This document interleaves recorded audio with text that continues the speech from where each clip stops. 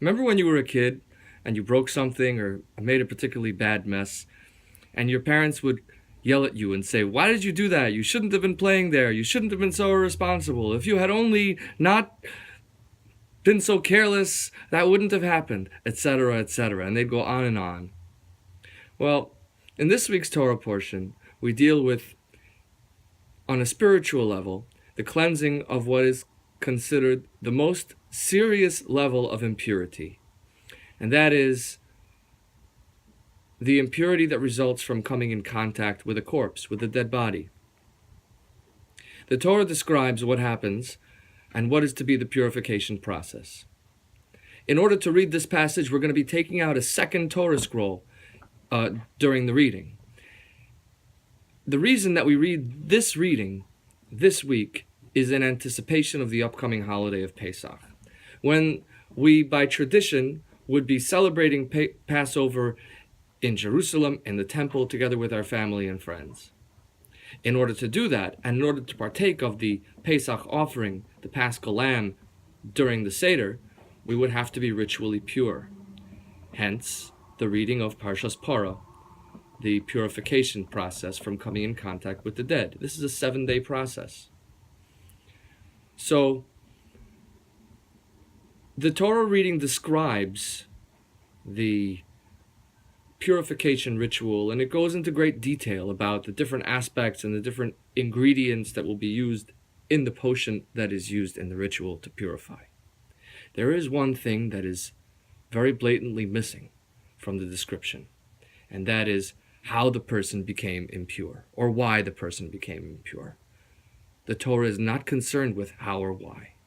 The Torah is only concerned with, you are a priest. You have the opportunity to purify someone. Ask no questions. Just be there for them. Help them step up.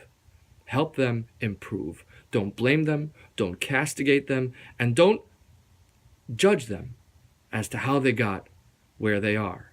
They know. After all, they're here to become purified. They don't need a lecture. They don't need a judgment.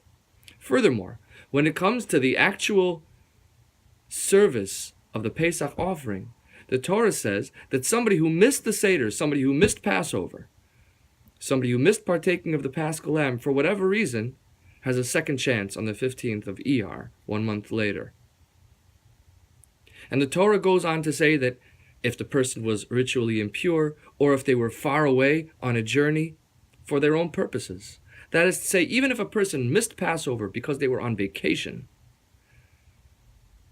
the Torah doesn't want to know why you were where you were, why you missed out, in order to give you that second chance.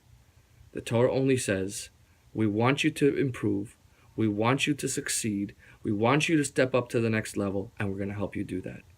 And so when we look at our friends, or our colleagues or our neighbors who are failing in some way, and we have the opportunity to help them, and we think to ourselves, they shouldn't have, if only they had been more responsible, if only they had been more thoughtful, forget about it. Leave it alone. That's not your business. That's not what we should be thinking about. We should only be thinking about the solution. How can I be there for them? How can I help them? How can I make them pure? How can I make them rise up? And when they get there, when they become purified, they will be able to look at themselves and know for themselves exactly what they needed to do differently and what they should do differently next time. Shabbat Shalom, my brothers and sisters.